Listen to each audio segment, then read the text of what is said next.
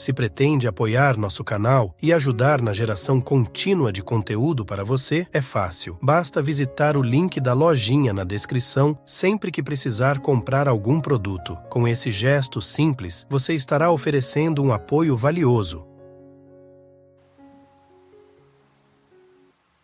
Muitas pessoas que não estão despertas estão fortemente identificadas com sua forma física. E esse é apenas o nível 1 de sua identidade de forma. No momento que você perceber que você não está pensando, porque não pode perceber um espaço silencioso e pensar ao mesmo tempo, precisa haver algo em você que corresponde a esse espaço silencioso, e que é o espaço interior da consciência. Surpreendentemente, isso também é uma forma de perceber quem você é no nível mais essencial, no nível mais fundamental.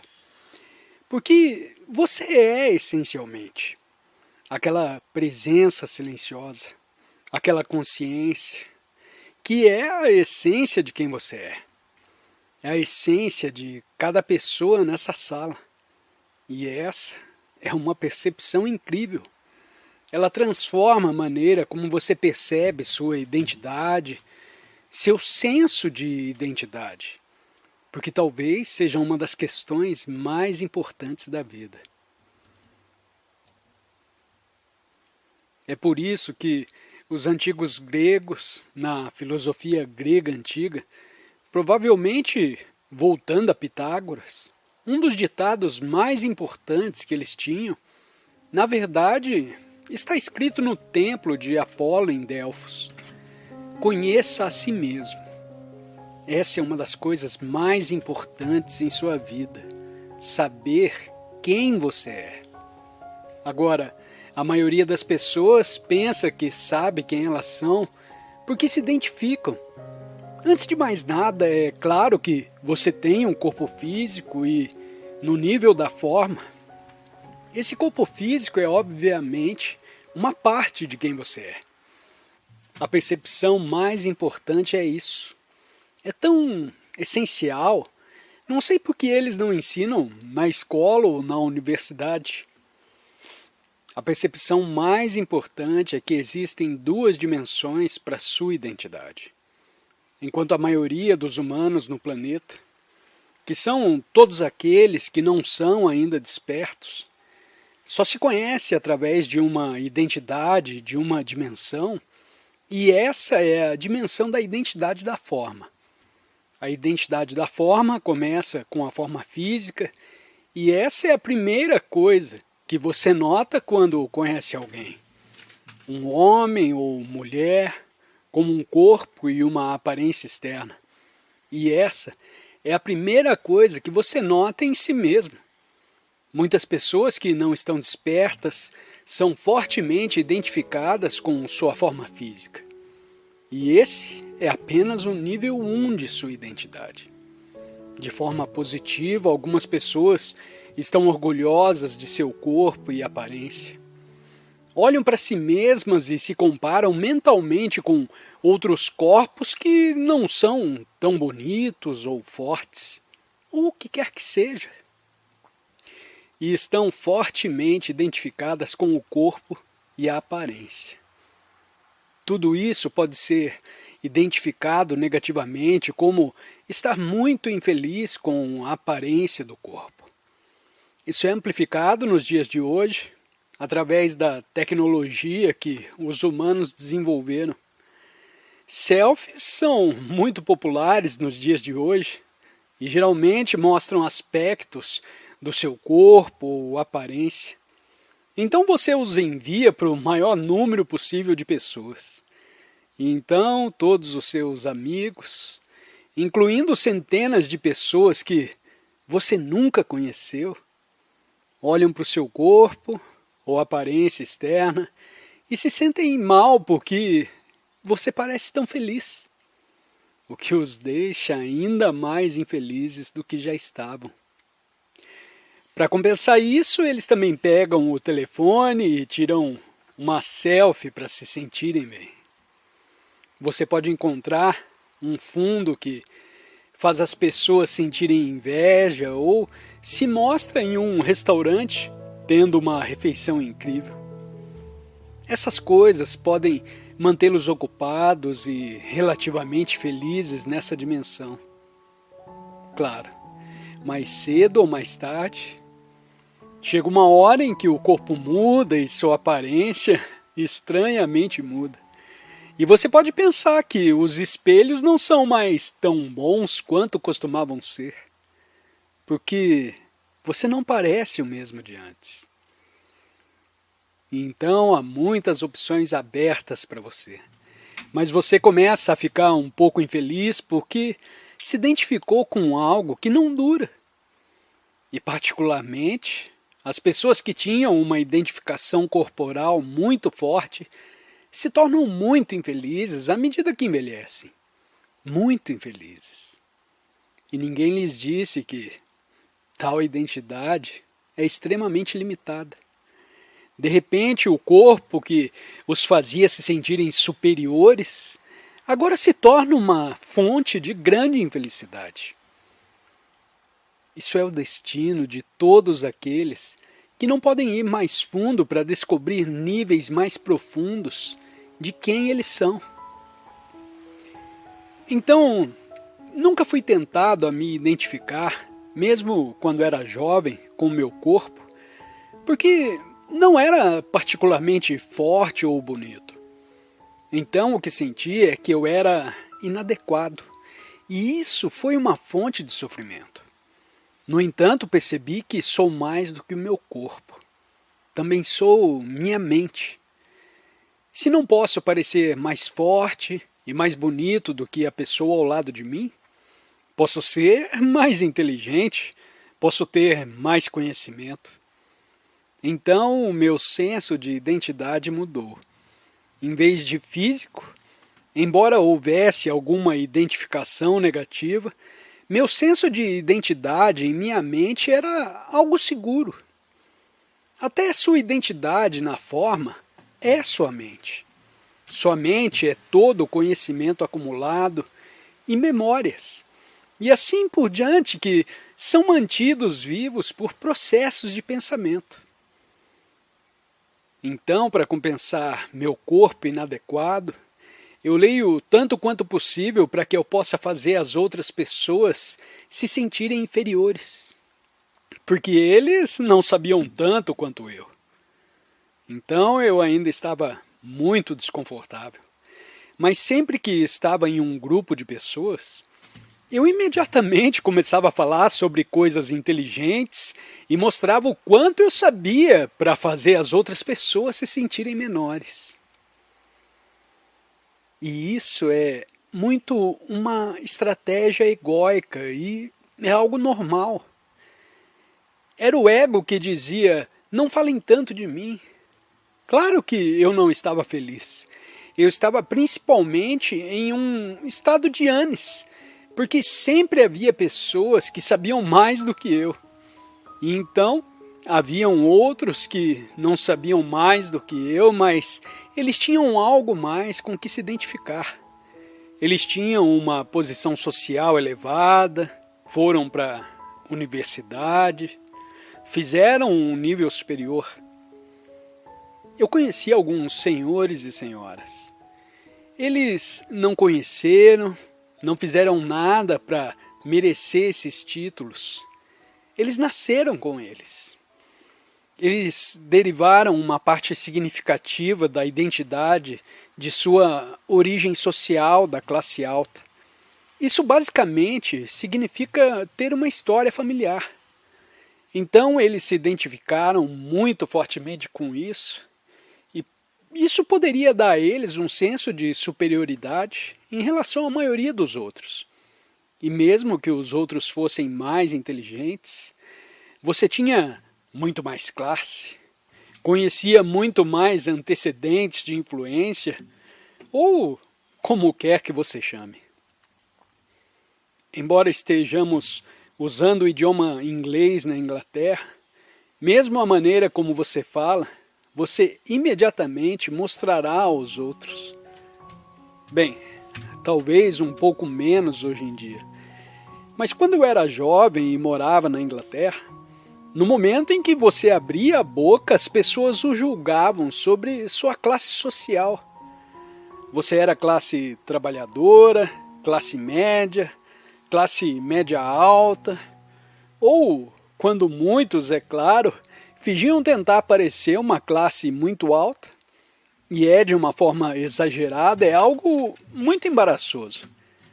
Mas eles acharam que funcionou. As pessoas estão procurando por uma identidade, e o senso de identidade nunca é satisfatório. Elas estão sempre procurando por mais. Elas estão procurando por algo para fortalecer seu senso de identidade, fortalecer seu senso de quem elas são. E o ego basicamente é isso. É exatamente isso que o ego é e é isso que ele quer. Ele quer ter um senso de identidade baseado na mente, baseado nas emoções que refletem a mente condicionada. Quando se fala de um grande ego, esse ego são pessoas que são muito destacadas na vida. Elas têm um ego enorme, pensam que são as maiores e as mais maravilhosas e superiores a todo mundo. Isso pode ser um aspecto do ego. Há também um outro tipo de ego.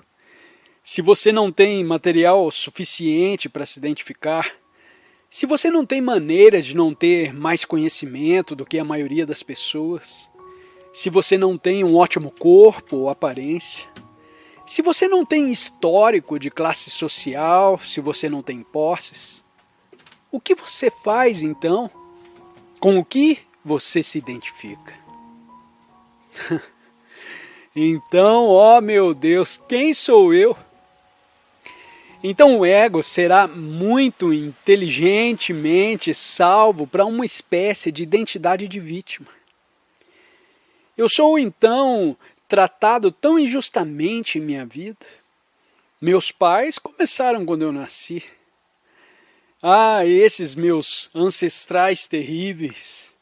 Na vida eu sempre estive em desvantagem. Sempre fui uma vítima. Ou você, pessoalmente, você pode se identificar com todo o grupo social e dizer que sempre fomos vítimas. E ainda somos. Grandes equipes, não é? É claro que as pessoas têm isso. Existem indivíduos que nasceram em circunstâncias muito terríveis.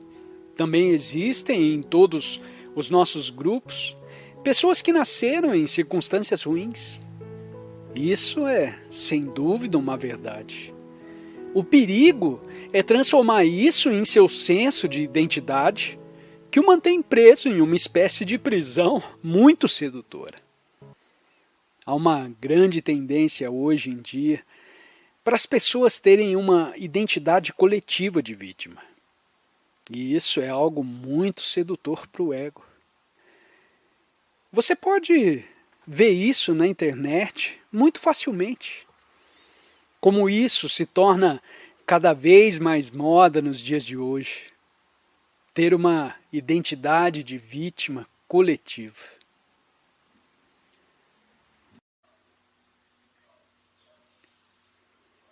Essa é a mentalidade ocidental que insiste em acreditar que pode sempre fazer algo para remediar a situação.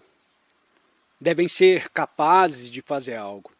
No entanto, chega um ponto em que não é possível fazer mais.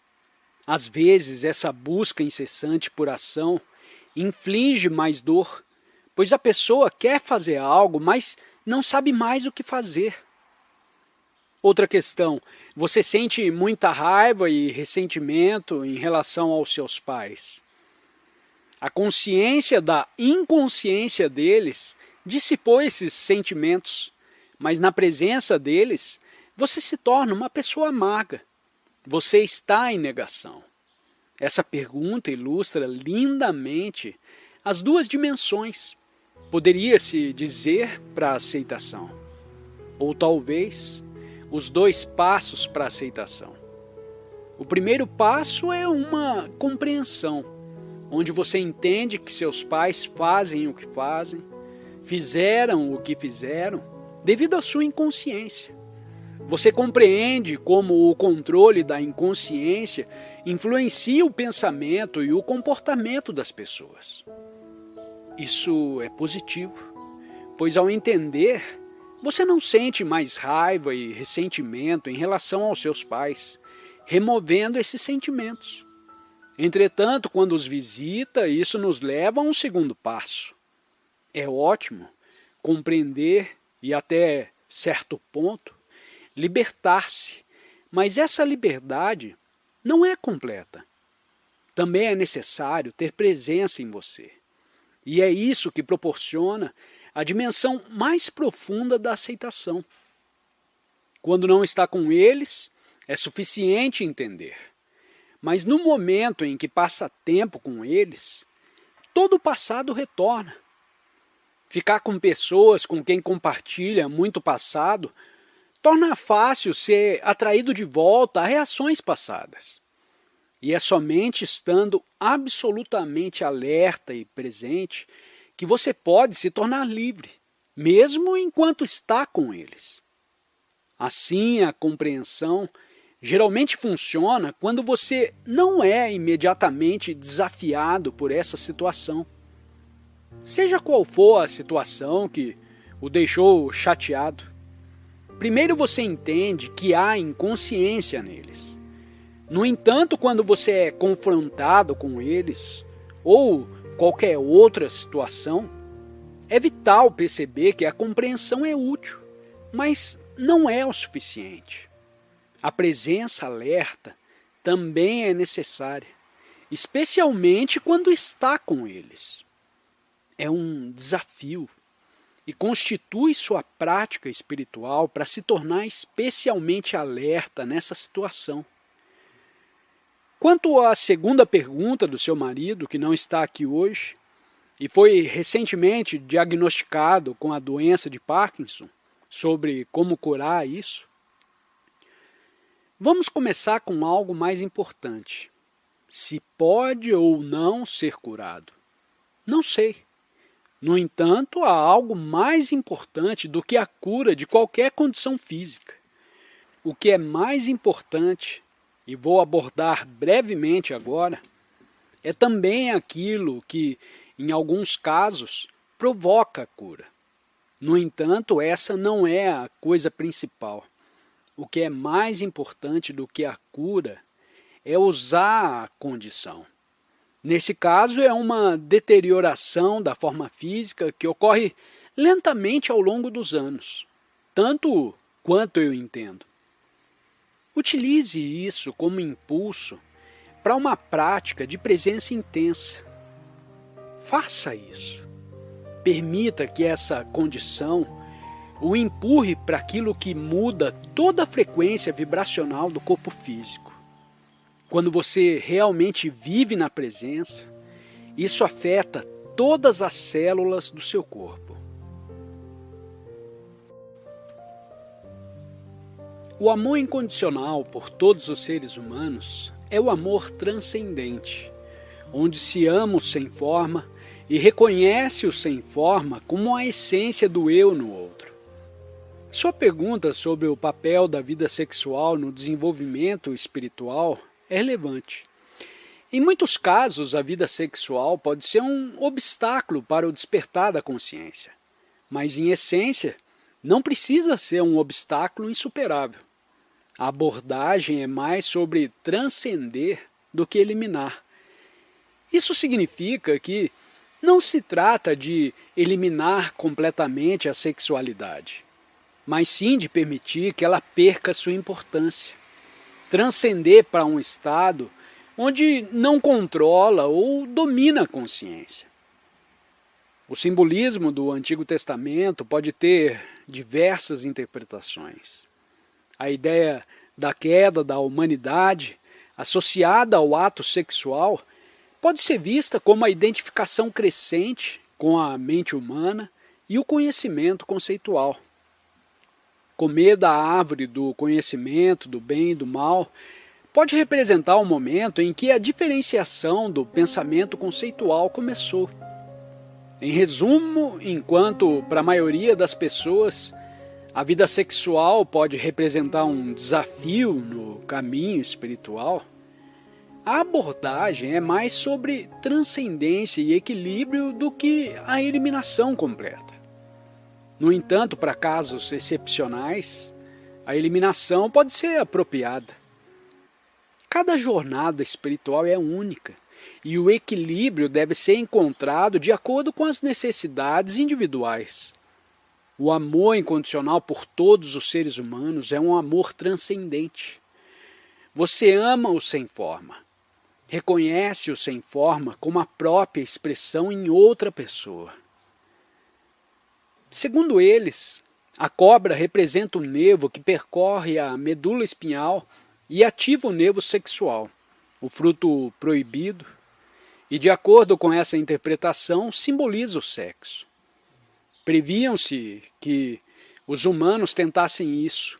Resultaria na queda da humanidade, passando de praticamente deuses na Terra com mentes poderosas para um nível animal. E a minha pergunta é, você acredita que a vida sexual seja na verdade um obstáculo para o desenvolvimento espiritual, caso alguém busque atingir níveis elevados? Em muitos casos, a vida sexual pode ser um obstáculo para o despertar da consciência. Não tente suprimir ou eliminar a sexualidade. Em vez disso, traga a consciência para ela. Ao fazer isso, ela pode se tornar menos viciante e até desaparecer naturalmente para algumas pessoas. Isso não é algo que você precisa forçar. É o que me fez sentir desconfortável ao ouvir sobre isso na autobiografia do Yogi. Esse ensinamento ainda se baseia em uma antiga tradição ascética indiana, onde há um lugar para tudo. Para a maioria, especialmente no Ocidente, mas também provavelmente no Oriente, é sobre a consciência. Não a eliminação de algo tão intrinsecamente ligado ao organismo humano. Use-o como uma ferramenta para o despertar, em vez de permitir que o inconsciente o domine.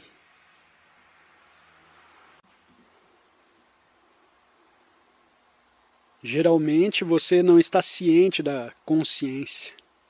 Você está apenas consciente do que surge nela. Você está ciente do conteúdo, mas não do espaço, sem o qual o conteúdo não poderia existir. Agora, quando você fica quieto por dentro, pode perceber que essa quietude é a sua consciência antes de que qualquer coisa suja nela. E quando eu digo que é sua consciência, não é absolutamente verdade, mas tudo bem. No começo você sente isso como sua consciência consciente, mas no final das contas, não é a sua consciência. É apenas a consciência, a única consciência. E não é produzida pelo seu cérebro físico. Embora haja claramente uma correlação entre o seu cérebro físico e a consciência, eu sugeriria a você que o cérebro físico é mais como um canal para a consciência do que o produtor ou o gerador da consciência. Da mesma forma que o rádio não gera música, e as palavras que você ouve saindo dele, e ainda assim, o rádio é necessário para essa música. As palavras, os sons a serem produzidos. Mas o rádio não os produz. Ele os forma, canaliza da mesma maneira. Seu cérebro físico é uma espécie de receptor da consciência e dá a essa consciência sem forma uma forma particular. De modo que, através dessa forma particular, a consciência sem forma pode aparecer nessa dimensão como você e como o mundo. Muitas vezes as pessoas olham para as estrelas à noite e têm uma sensação de insignificância. Você pode pensar que, em comparação com essa vastidão, você não é nada. Ou pode pensar, em comparação com essa vastidão, sendo um micróbio na superfície deste planeta. Uma existência fugaz e de curta duração em uma escala cósmica. Uma vida humana é como uma faísca que vai apenas um segundo, um instante e se foi. E muitas outras faíscas. Mas todos nós temos uma vida muito curta, uma faísca após a outra. Entretanto, aquele sentimento ou sensação de insignificância não é tudo o que existe. E não é toda a verdade. Na verdade, não é a verdade disso. Você pode ser insignificante em relação ao tamanho físico ou à duração de sua vida, mas é altamente significativo no universo. Através de você, a consciência entra nesta dimensão. E assim, através de você, o universo se torna consciente de si mesmo.